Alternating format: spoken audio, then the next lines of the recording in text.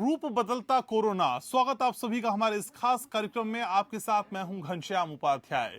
देश में कोरोना का कहर एक बार फिर डरा रहा है। पिछले 24 घंटे में देश में 50,000 से ज्यादा नए कोरोना के मामले आए, जबकि 250 लोगों की मौत हो चुकी है। महाराष्ट्र में हाल सबसे ज्यादा बुरा है। महाराष्ट्र में पिछले 24 घंटे में 31,000 नए मामले सामने आए। इस बीच स्वास्थ्य मंत्रालय ने जो खुलासा किया है वो और भी डराता है। स्वास्थ्य मंत्रालय के मुताबिक कोरोना वायरस का एक नया डबल म्यूटेंट वेरिएंट मिला है। हालांकि बढ़ते संक्रमण और वायरस के नए वेरिएंट के बीच संबंध स्पष्ट नहीं हुए हैं। कोरोना का ये नया वेरिएंट कई अन्य देशों में भी मिल चुका है। अभी भारत में 10 लोगों में ये वायरस मिला है। ये वेरिएंट शरीर के इम्यून सिस्टम यानी प्रतिरक्षा तंत्र से बचकर संक्रमण को बढ़ाता है।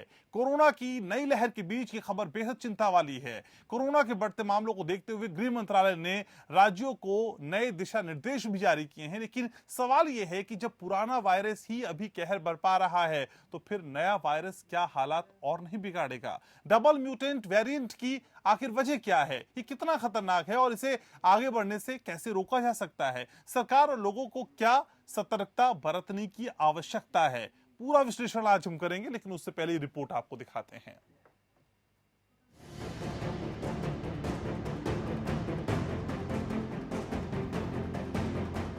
भारत में कोरोना वायरस की रफ्तार एक बार फिर बेकाबू हो गई है। बीते 24 घंटों में देश में 53,364 कोरोना के नए केस दर्ज किए गए हैं, जबकि 250 से अधिक लोगों की मौत हुई है। सबसे ज्यादा बुरे हालात महाराष्ट्र के हैं। यहाँ 24 घंटे में 31,000 से अधिक कोरोना के केस दर्ज हुए हैं। कोरोना के बढ़ते मामलों को देखते हुए कई राज्यों ने सख्त कदम उठाए हैं। इस बीच स्वास्थ्य मंत्रालय ने भी एक डराने वाली बात कही है। मंत्रालय ने बताया कि देश के 18 राज्यों में कोरोना वायरस का एक नया डबल म्यूटेंट वेरिएंट मिला है। हालांकि बढ़ते संक्रमण और वायरस के नए वेरिएंट के बीच संबंध स्पष्ट नहीं। रिपोर्ट्स के मुताबिक कोरोना का यह नया वेरिएंट कई अन्य देशों में भी मिल चुका है। दरअसल पिछले कुछ समय से भारत समेत दुनिया भर में संक्रमण के मामले बढ़े हैं। स्वास्थ्य मंत्रालय के मुताबिक कोरोना के नए वेरिएंट के अभी पर्याप्त मामले नहीं मिले हैं। हालांकि बताया जा रहा है कि यह वेरिएंट शरीर के इम्यून सिस्टम यानी प्रतिरक्षा तंत्र से बचकर संक्रमण को बढ़ाता है। भारत में मिले नए डबल म्यूटेंट वेरिएंट को खतरनाक बताया गया है। कोरोना वायरस का यह नया म्यूटेशन करीब 15 से 20% नमूनों में पाया गया है। यह चिंता पैदा करने वाले पहले के वेरिएंट से मेल नहीं खाता। महाराष्ट्र में कोरोना के नमूनों में E484Q और L452R म्यूटेशन के अंशों में बढ़ोतरी हुई।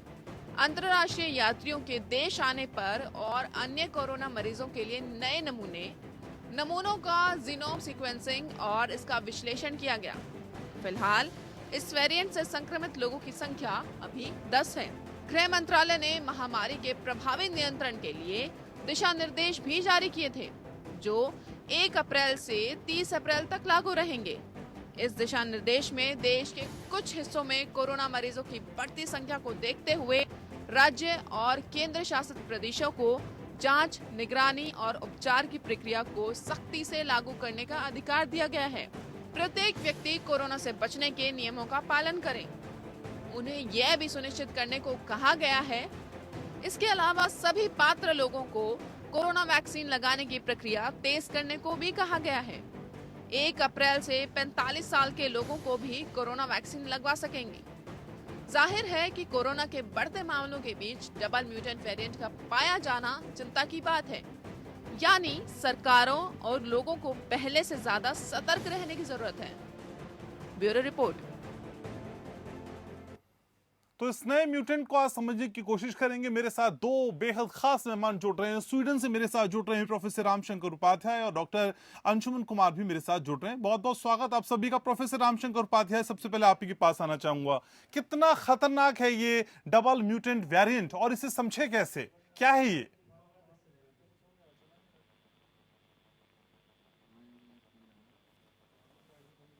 का प्रयास करूंगा कि ये एक आरएनए वायरस है। इसमें म्यूटेशन स्वाभाविक है।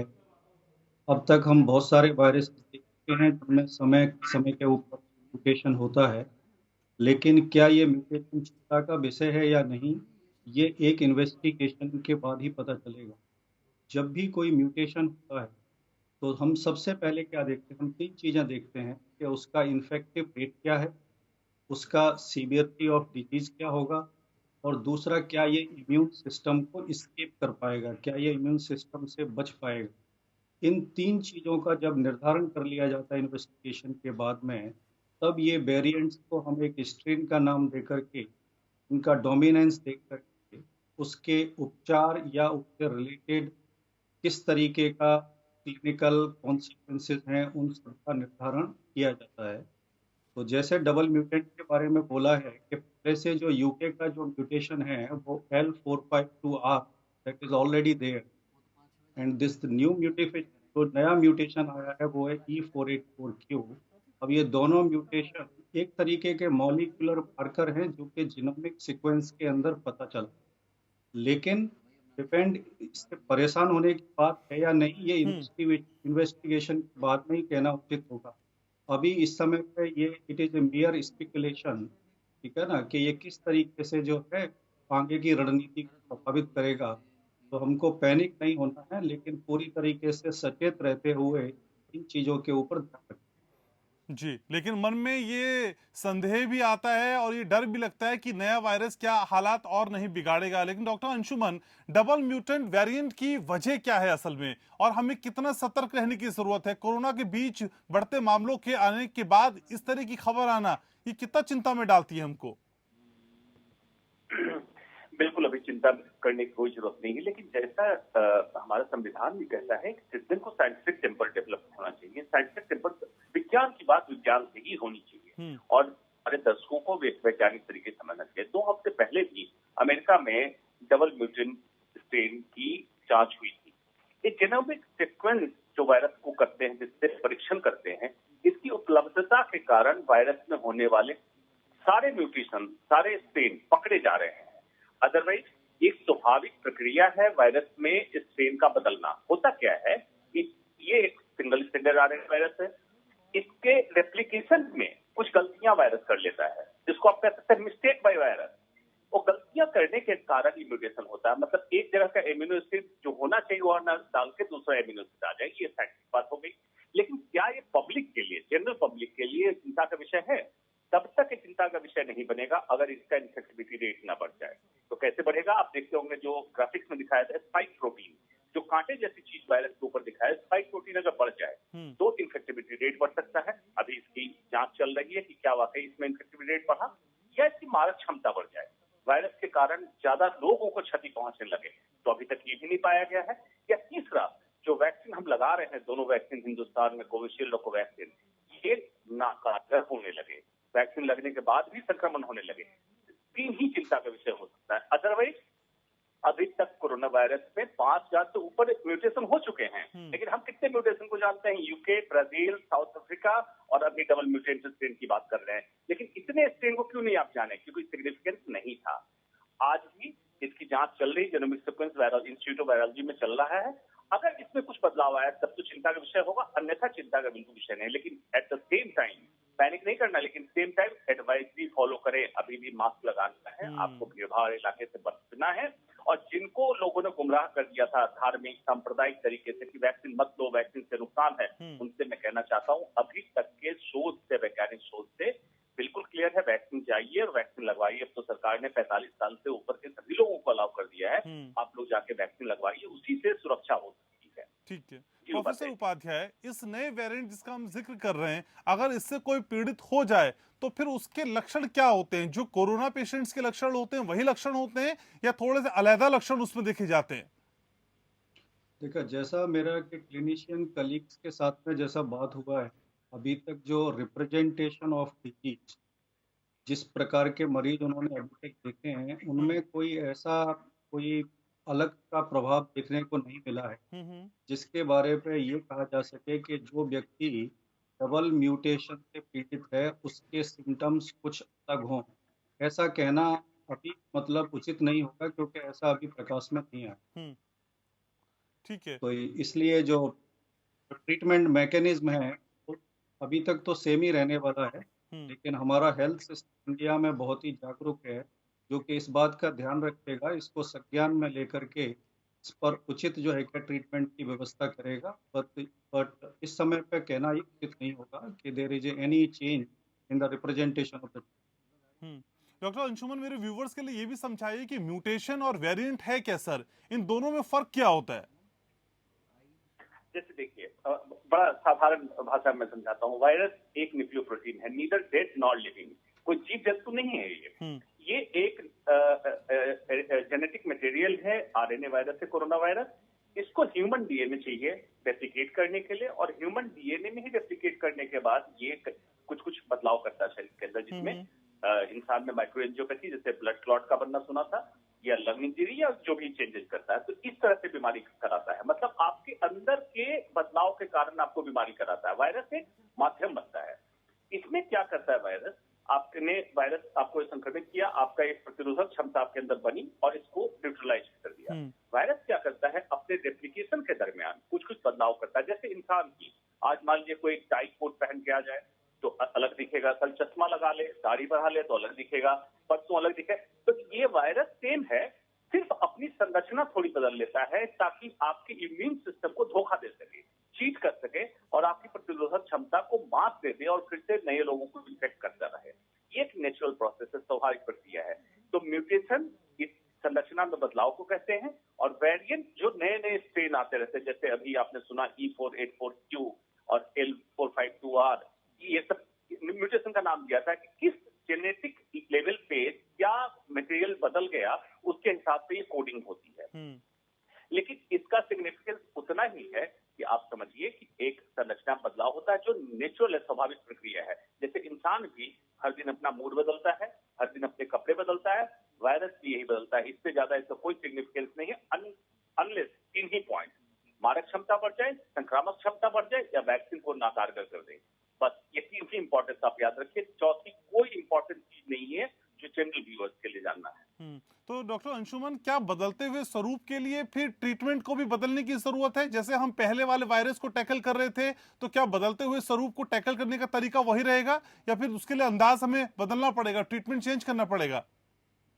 अभी तक जितने स्ट्रेन उपलब्ध है, जैसा डॉक्टर साहब ने भी बताया कि बिल्कुल लक्षण सेम है, इलाज सेम है, उसकी मारक क्षमता सेम है, और अभी तक तो यही पाया जा रहा है कि वैक्सीन भी कारगर रहेगी। तो अभी तक कोई बदलाव नहीं, इसलिए एडवाइस दिया पब्लिक को ही फॉलो करें। मास्क लगाना, डिस्टेंसिंग मेंटेन करना, भीड़ भाड़ में न जाना, हाथ धोना, सेम है बदलते स्वरूप के लिए। भविष्य में कभी ऐसा बदल के आ गया, बिल्कुल नया स्ट्रेन निकल के आया जो वैक्सीन को नाकारगर कर देगी, नए रोग के कारण नई तकलीफ लेके आए, लक्षण नए बनने लगे, तो दूसरी बात है। अभी तक लक्षण सेम है, तो सेम लक्षण के लिए आप अवेयर रहिए, सेम प्रिकॉशंस लीजिए, और सेम ट्रीटमेंट प्रोटोकॉल डॉक्टर को भी फॉलो करना है। कुछ भी अलग अभी तक नहीं हुआ है। तो प्रोफेसर उपाध्याय, लेकिन डबल म्यूटेंट वेरिएंट की वजह क्या है सर? ये हुआ कैसे? क्या अंतर्राष्ट्रीय यात्राएं, अंतर्राष्ट्रीय यात्रियों का आना क्या एक बड़ी वजह हो सकती है सर? हाँ, ये एक प्रमुख कारण हो सकता है, क्योंकि जैसा हमको पता है, अभी डॉक्टर साहब ने भी बताया कि L452R ये स्ट्रेन कैलिफोर्निया में भी था, के में भी था, इसके पहले डेनमार्क में भी पाया गया। अभी तक इंडिया के पास मतलब इंडिया में अभी तक कोई अपना डबल म्यूटेंट वेरिएंट्स नहीं सामने आया था, लेकिन अभी E484Q आने की वजह से ये वेरिएंट सामने आया है। जैसा डॉक्टर साहब ने बताया कि ये कितना सिग्निफिकेंट होगा, ये किस प्रकार से इसका इन्फेक्शन रेट बढ़ता है, किस तरीके से सीवियरिटी बढ़ती है, किस तरीके से ये इम्यून सिस्टम को एस्केप करता है, इन सारी बातों को इन्वेस्टिगेशन करके ही जाना जाएगा। बट जैसा आप बता रहे हैं कि माइग्रेशन जो है एक जगह से दूसरी जगह, कॉन्टिनेशनल जो माइग्रेशन है, उसकी वजह से ये निश्चित रूप से होगा। और इसमें एक बात मैं और जोड़ देना चाहता हूँ कि हमको पता है कि बैक्टीरिया और virus they have this mechanism, और हम लोग तो बहुत बाद में धरती के ऊपर आए हैं, करीब 4 बिलियन सालों से जो है बैक्टीरिया और वायरस हमेशा ह्यूमन रेस को आउट स्मार्ट करते रहे। ठीक है ना? Now this is a war between the virus and the humanity. Okay, now how we can outsmart the virus? If we cannot outsmart the virus, we may wipe out, otherwise we need to put the mechanism in place इस प्रकार से जिससे कि हम जो है virus के ऊपर कंट्रोल कर सकें। और उसके लिए सबसे ज़्यादा ज़रूरी बात यही है कि ज़्यादा से ज़्यादा वैक्सीनेशन इंडिया में अब होना चाहिए। हो रहा है, अच्छी बात, और ज़्यादा इसकी स्पीड बढ़नी चाहिए। 130 करोड़ लोगों के अंदर 3 करोड़ या 4 करोड़ तक शायद वैक्सीनेशन अभी तक हुआ है। और एक बात अच्छी समझ में आ रही है कि कम से कम जो बड़े शहर हैं उनके अंदर जो सीरो पॉजिटिविटी है वो लगभग 50% या उसके अधिक पहुंच चुकी है। लेकिन ऐसे बहुत से जो है स्टेट्स होंगे, ऐसे बहुत से जो है क्या अर्बन एरियाज होंगे जहां पर के सीरो पॉजिटिविटी काफी कम होगी, 20% होगी, 10% होगी। वो पॉपुलेशन जो है बहुत ही ज्यादा वल्नरेबल होगी, उसको बहुत सचेत रहने की आवश्यकता है। So we don't need to panic, but we need to be careful and the watchful about the communication virus. तो डॉक्टर अंशुमन, जैसे कि अभी प्रोफेसर उपाध्याय भी कह रहे हैं कि देखिए वैक्सीनेशन ही एकमात्र उपाय हो सकता है अभी फिलहाल, तो सर वैक्सीनेशन की प्रक्रिया को क्या और तेज करने की जरूरत है? हालांकि 45 साल से ऊपर वाले लोगों को वैक्सीनेशन लगाने के लिए कह दिया गया है, लेकिन क्या इसमें किसी तरह के और बदलाव की भी आप जरूरत महसूस कर रहे हैं सर? बिल्कुल वैक्सीनेशन की प्रक्रिया को बढ़ाने की जरूरत है, क्योंकि देखिए 4 करोड़, जैसा प्रोफेसर उपाध्याय ने कहा, 4 करोड़ आप नंबर देख रहे हैं, लेकिन परसेंटेज देखिए ना, 135 करोड़ आबादी का 4 करोड़, तो कितने लोग इम्यून हुए? दूसरा 28वें दिन जो सेकेंड डोज लगने की है उसको भी अब 6 हफ्ते कर दिया है गवर्नमेंट ऑफ इंडिया ने। उसके बाद उसके लगभग 10 दिन बाद जाके एंटीबॉडी लेवल इतना बढ़ता है, उसमें भी 100% केसेज में नहीं बढ़ रहा है। तो इसकी प्रक्रिया को पहले तो बढ़ानी है, नंबर 1। नंबर 2, आपको सेगमेंट करना है किन स्टेट्स में अभी केसेज बढ़े। महाराष्ट्र, केरल, पंजाब, गुजरात, अब दिल्ली में बारी आ गई है। ये क्यों ऐसा होता है? न्यू पॉपुलेशन इस एरिया में ज्यादा माइग्रेट करते हैं, काम के सिलसिले में दूसरी जगह से आते हैं। तो ऐसे एरिया में जहां घनी आबादी है, मेट्रो सिटी है, यहाँ वैक्सीनेशन की स्पीड बहुत तेज करनी चाहिए, नंबर 1। नंबर 2, 9 to 5 के अलावा आपको वैक्सीनेशन का process late evening, late night तक चलाना पड़ेगा। जिसकी वजह क्या है, जो जॉब में है, जो दिन में वैक्सीन लेने नहीं आ पाते, वो शाम को आए। दूसरा, इस बार छोटे छोटे सेगमेंट को खोल रहे हैं, अभी 45 साल से ऊपर सभी को खोला। अभी चाहिए जितने लोगों में ट्रायल हो चुका, बच्चों और गर्भवती महिलाओं को छोड़ के सभी के लिए वैक्सीनेशन ओपन कर दें। अल्टीमेटली लगाना सभी को है आपको, तो जितनी जल्दी लगे हर्ड इम्यूनिटी की तरफ हम उतनी जल्दी बढ़ेंगे। तो वैक्सीनेशन प्रोसेस में बहुत सुधार की, बहुत स्पीड अप करने की जरूरत है। जितनी जल्दी हम स्पीड अप करके हर्ड इम्यूनिटी की तरफ पहुंचे, उतनी जल्दी चेन को हम तोड़ सकेंगे। यही हमारा ध्येय होना चाहिए। तो प्रोफेसर उपाध्याय, जिस रफ्तार से असल में भारत में वैक्सीनेशन हो रहा है, तो हर्ड इम्यूनिटी पाने में, हर्ड इम्यूनिटी तक पहुंचने में अभी बहुत समय लग जाएगा इसका मतलब तो। हाँ, जिस रफ्तार से हम लोग इस समय काम कर रहे हैं उस हिसाब से ये कहना मतलब स्वाभाविक होगा। इसीलिए डॉक्टर अंशुमान और मैं इस बात ये मतलब एडवोकेट कर रहे हैं कि किसी न किसी प्रकार से हमको ये स्पीड बढ़ानी होगी। और यदि ऐसा नहीं हुआ तो ये परेशानी का विषय बन सकता है। इसमें एक बात और जोड़ देना चाहूंगा कि एक फैक्टर होता है जिसको हम बोलते हैं आर फैक्टर, ठीक है ना जी। ये जो आर फैक्टर है ये हमको ये बताता है कि एक पर्सन जो है दूसरे पर्सन को कितना इन्फेक्ट कर सकता है। इस बात का जो मार्कर है उसको बोलते हैं आर फैक्टर, ठीक है ना। अब तक फरवरी के पहले तक इंडिया के अंदर जो आर फैक्टर था वो 1 से काफी कम था, लेकिन अभी ये फैक्टर पूरी दुनिया में पिछले कुछ समय में, यानी मैं कहूँगा कि लगभग फरवरी के बाद में इंडिया का जो आर फैक्टर है जो सबसे नीचे था वो आज की स्थिति में सबसे ऊपर है। इसका मतलब क्या है? इसका मतलब यह है कि एक पर्सन जो है यदि वो इन्फेक्टेड है तो वो 1 से कहीं ज्यादा तो वो इन्फेक्ट कर सकता है। तो ये एक चिंता का विषय हो सकता है। It is a matter of concern but not a matter of panic. That's what I can say, but need to watch it. तो प्रोफेसर, तो डॉक्टर अंशुमन, क्या हम ऐसे भी समझें कि असल में हम पहले ट्रायल कर रहे हैं, इंजेक्शन लगा रहे हैं, वैक्सीन लगा रहे हैं, फिर हम सीख रहे हैं कि असल में क्या होना चाहिए? या पहले से होमवर्क की कमी आपको महसूस होती है कि पहले से प्लानिंग में कहीं ना कहीं चूक है, हम करते करते सीख रहे हैं और फिर सीखते सीखते अप्लाई कर रहे हैं? कुछ ऐसी स्थिति है क्या? देखिए, वैक्सीन के ट्रायल की अलग प्रक्रिया होती है, जिसके फेज 1, फेज 2, फेज 3 ट्रायल से दोनों कंपनी गुजर चुकी है और अब तो दूसरी कंपनी का भी फेज 3 ट्रायल का रिजल्ट आ गया। वो अलग एक प्रक्रिया है जिसमें हम वैक्सीन की कारगर क्षमता, वैक्सीन की सुरक्षा, ये हम निर्धारित कर लेते हैं, उसके बाद मार्केट में लाते हैं यूज के लिए। आ गया। अब जो बात है, इसको एग्जीक्यूशन, जिसके लिए पॉलिसी नीति निर्धारण करते हैं। नीति निर्धारण करके पहले तो ठीक है फ्रंटलाइन वर्कर को दिया, बिल्कुल बहुत अच्छा स्टेप था कि फ्रंटलाइन वर्कर को पहले वैक्सीनेट कर दो। ठीक है। करने के बाद जब ओपन हुआ था तो कोमॉर्बिडिटी 60+ किया, अब जो 45 में सबको किया है, अब चाहिए था ओपन फॉर ऑल करना, क्योंकि अब तो वैक्सीन लोग पे करके भी लगा रहे हैं। Exactly. ओपन फॉर ऑल कीजिए कि एग्जैक्ट कितना प्रोडक्शन चल रहा है। दूसरा, कई सेगमेंट ऐसे हैं जो कि लॉकडाउन के दरमियान काम कर रहे थे, जिससे मैंने कई बार सवालिया निशान उठाया। मीडिया कर्मी को उस समय फ्रंटलाइन वर्कर करके लोगों ने कहा था, और आज मीडिया कर्मी को फ्रंटलाइन वर्कर में भी नहीं दिया गया और इसमें भी नहीं दिया गया। मैक्सिमम मीडिया कर्मी 45 से नीचे के, कुछ लोग हैं 45 से ऊपर के, उनको वैक्सीनेशन दिया, आज भी उनको फील्ड में जाना पड़ रहा है, वो एट रिस्क हैं। और दूसरा, उनसे दूसरे लोग भी संक्रमित हो रहे हैं।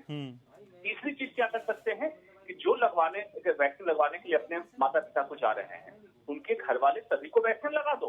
वैक्सीन तो लगना ही लगना है, तो क्यों नहीं उनको लगाया जा रहा है? उनका आई कार्ड लो, उनको वैक्सीन लगाओ, ताकि एक एक फैमिली इम्यून होता जाए, एक एक सोसाइटी इम्यून होता जाए। तो माइक्रो हर्ड इम्यूनिटी जब होते जाएगी और इसका कंग्लोमरेशन होगा, झुंड बनेगा, तब जाके हम सिटी हर्ड इम्यूनिटी की बात करेंगे, तब स्टेट हर्ड इम्यूनिटी की बात करेंगे, तब जाके कंट्री, तब जाके ग्लोब। यही सीक्वेंस होता है। किसी भी एक टर्मिनोलॉजी को समझिएगा तो इसी तरीके से होना होता है। तो नीति निर्धारण में हम देर करते हैं, और बार बार मैं कह रहा हूं, भारत में administrative, bureaucratic and political management of corona चल रहा है, मेडिकल मैनेजमेंट ऑफ कोरोना नहीं चल रहा है। मेडिकल मैनेजमेंट ऑफ कोरोना करना है तो आज वैक्सीनेशन की स्पीड को बहुत स्पीड कीजिए, और वही एक तरीका है, क्योंकि हमारा प्रोडक्शन है। दोनों कंपनी के पास इनफ कैपेसिटी है प्रोडक्शन का, आप सप्लाई कीजिए और वैक्सीन लगवाइए लोगों को। यही एक तरीका होगा, दूसरा कोई तरीका नहीं। डॉक्टर अंशुमन, कई बार हमने देखा है जो वैक्सीनेशन की पंजीयन प्रक्रिया है, रजिस्ट्रेशन का जो प्रोसेस है, वो भी थोड़ा सा जटिल है। क्या इसका ये उपाय हो सकता है कि आप ऑफिस में कैंप करें, सोसाइटीज में कैंप करें, बड़ी बड़ी जगहों पे कैंप करें और वहां पे लोगों को वैक्सीनेशन दी जा सके? उपाध्याय साहब, आपने बहुत ग्राउंड रियलिटी की बात कही है। पंजीकरण बहुत बड़ी समस्या है, सॉफ्टवेयर हैंग करता है, पंजीकरण लोग करा नहीं पाते, अपने चॉइस की जगह नहीं ढूंढ पाते हैं, और उसके बाद जब जाते हैं तो कहते हैं आपका नाम नहीं है, कभी उनका सॉफ्टवेयर नहीं काम का। तो इसका कहने का मतलब क्या है? अगर कोई ऐसा तरीका हो, भारत के नागरिक को वैक्सीन लगना है तो डिसाइड हो गया। एक्सक्लूजन में है गर्भवती महिलाएं और बच्चे, उनको छोड़ दीजिए। अपने पास के हॉस्पिटल में जाए, वो वॉक इन रजिस्ट्रेशन का ओपन करो। जैसे मैं उदाहरण के तौर पे देता हूँ, आफ्टरनून में 3 बजे से लेकर शाम के 9 बजे तक आप कर दीजिए वॉक इन। जो लोग आ रहे हैं आके वैक्सीन लगवा जाए। आप देखिए कितनी तेजी से हर्ड इम्यूनिटी आप अचीव करेंगे। अदरवाइज आप नियम कानून बनाते रहेंगे, कोरोना आपका नियम सुनने नहीं बैठा है। कोरोना को एवरी सेकेंड इम्पोर्टेंट है। सही बात है। और आप बैठे हैं नीति निर्धारण और क्या है, कौन सी ये नीति आयोग, वो नीति निर्धारण करते रहेगी, कोरोना बढ़ता रहेगा, लोगों की जान जाते रहेगी। डॉक्टर इस लैंग्वेज को नहीं समझता, डॉक्टर वही लैंग्वेज समझता है जो बीमारी मांगता है। तो वो बीमारी कह रही है वैक्सीनेशन प्रोसेस को बढ़ाइए, और वही एक तरीका है जो कि हम अपने लोगों को बचा सकते हैं। ठीक बात है। Professor Upadhyay, double mutant variant, क्या सर जिनकी इम्यूनिटी स्ट्रांग है, ये वहां भी असर नहीं करेगा? वहां भी इसका रोल इंपॉर्टेंट हो जाएगा? मजबूत प्रतिरोधक क्षमता होने के बावजूद भी ये वेरिएंट असर डालेगा? देखो, ये डिपेंड करेगा कि जैसा मैंने बोला कि इसके ऊपर जो है क्या इस समय अटकलें ही लगाई जा सकती हैं, और क्योंकि ऐसा अभी तक संबंध जो है वो साइंटिफिक रिपोर्ट्स में नहीं आया है। अभी इन वेरिएंट्स को अभी लोगों ने निकाला है, इनको कल्चर किया है लैब में, इनके ऊपर दवाइयों के प्रभाव को और वैक्सीन के प्रभाव को देखा जाएगा, तभी ये कहना संभव होगा कि ये किस प्रकार से जो है वो प्रतिरोधक क्षमता को, शरीर की इम्यून सिस्टम को एस्केप कर सकता है या उसको चैलेंज कर सकता है। लेकिन एक बात यहाँ पर बहुत इम्पोर्टेंट ये है कि जैसे पहले हमारी जो वैक्सीन थी उनकी ज्यादातर जो एफिकेसी थी, वो एफिकेसी मतलब करीब 90%, 95% के बारे में कहा जा रहा है। लेकिन जैसे जैसे नए म्यूटेंट्स आते जा रहे हैं, तो अभी आप देखोगे कि हमारी जो वैक्सीन है उनकी एफिकेसी लगभग 50 to 60% के रेंज में लगभग आ चुकी है। अगर मॉडर्ना का वैक्सीन आज से जो है क्या है 6 महीने पहले अगर उसका ट्रायल हुआ था जबकि वो 95% थी, यदि आज की स्थिति में उसका ट्रायल होगा तो उसकी जो क्षमता है, जो जो एफिकेसी है वो 60% से शायद ज्यादा ना आए। जी जी। तो एक पब्लिक के अंदर एक ये मिसकॉन्सेप्शन है कि उनको लगता है कि अभी जो जॉनसन एंड जॉनसन का वैक्सीन आया है या कोई और वैक्सीन है, मॉडर्ना का 95% है, तो they are looking for a choice कि हमको वो वैक्सीन मिल जाए तो लगवाएंगे, ये वैक्सीन मिल जाए तो ठीक है, तो लगवाएंगे। चॉइसेस पे ध्यान नहीं ऐसा देना होगा। ठीक है हाँ, सर, मुझे ऐसा शो ना वाइंड अप होकर करना है, के लेकिन उससे पहले डॉक्टर अंशुमन, जैसे होली मछली बेहद का नजदीक है सर। होली के मद्देनजर आपको क्या लगता है ये रिस्क कितना बढ़ने वाला है और किस तरह की एहतियात हमको बरतने हैं? सर 30 सेकंड में प्लीज रिप्लाई करिएगा। जी, ये त्योहार हो, मूवी हो, मदालय हो, मॉल हो, मैं बार बार कहता हूँ कोरोना नहीं जानता, कोरोना पर ह्यूमन डीएनए चाहिए। तो होली में सबसे यही गुजारिश करूंगा कि आप बिल्कुल एहतियात बरतें, अगले होली अच्छे से मना लीजिएगा, जी इस होली जी, एहतियात में ही रहे। ठीक है, बहुत शुक्रिया डॉक्टर अंशुमन आपका और प्रोफेसर उपाध्याय, बहुत शुक्रिया। होली की आपको थैंक यू दोनों सो को मच। बहुत सारी शुभकामनाएं और तमाम दर्शकों को भी शुभकामनाएं, लेकिन एहतियात के साथ आप ये होली खेलें क्योंकि कोरोना से बचना है। 2 गज की दूरी फॉलो करनी है, मास्क भी लगाना है, तभी हम और हम अपनों को स्वस्थ रख पाएंगे। इस खास पेशकश में इतना ही। आप देखते रहिए एपीएन। नमस्कार।